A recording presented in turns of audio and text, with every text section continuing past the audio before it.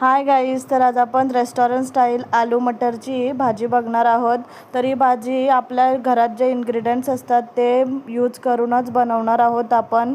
पण त्यात काही सिंपल ट्रिक्स आहेत, त्याच आपल्याला फॉलो करायच्या आहेत. तर सर्वात आधी एका पॅनमध्ये मी बटाटे चांगले असे कट करून त्यांना फ्राय करून घेतले होते. त्याच पॅनमध्ये मी थोडंसं जिरा, कढीपत्ता आणि बारीक चॉप केलेले तीन ऑनियन्स ॲड केले होते.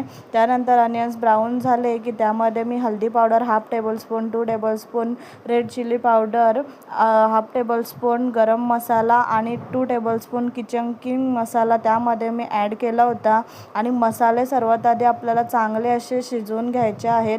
मसाले शिजल्यानंतर त्यामध्ये टोमॅटोची प्युरी ॲड करायची आहे. टोमॅटोची प्युरी थोडी जास्त ॲड करायची आहे आणि तिला एकदम चांगली अशी शिजवून घ्यायची आहे. टोमॅटोच्या पेस्टच्या शिजण्यावर या भाजीची टेस्ट डिपेंड असते.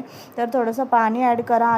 2 मिनटे या ग्रेव्हीला तुम्ही झाकण देऊन चांगले असे शिजवून घ्या. शिजवून घेतल्यानंतर त्यामध्ये मटर ॲड करा. मटर देखील चांगले असे परतून घ्या. परतून घेतल्यानंतर त्यामध्ये मी थोडंसं पाणी ॲड केलं होतं मटर शिजण्यासाठी आणि सॉल्ट ॲड करा तुमच्या टेस्टच्या अकॉर्डिंग. आणि त्या भाजीला चांगली अशी तुम्ही शिजवून घ्या.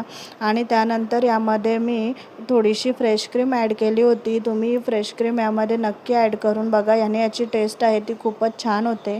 आणि भाजी आपली पूर्णपणे शिजल्यानंतर तुम्ही वरून त्यामध्ये आपण जे फ्राय केलेले पोटॅटो आहेत ते त्यामध्ये ॲड करा आणि झाकण देऊन परत एकदा 1 मिनटं ठेवा आणि वरून कोथिंबीरने गार्निश करा. मग तुमची टेस्टी अशी आलू मटरची भाजी रेडी होईल. तर ही भाजी तुम्ही एकदा नक्की करून बघा.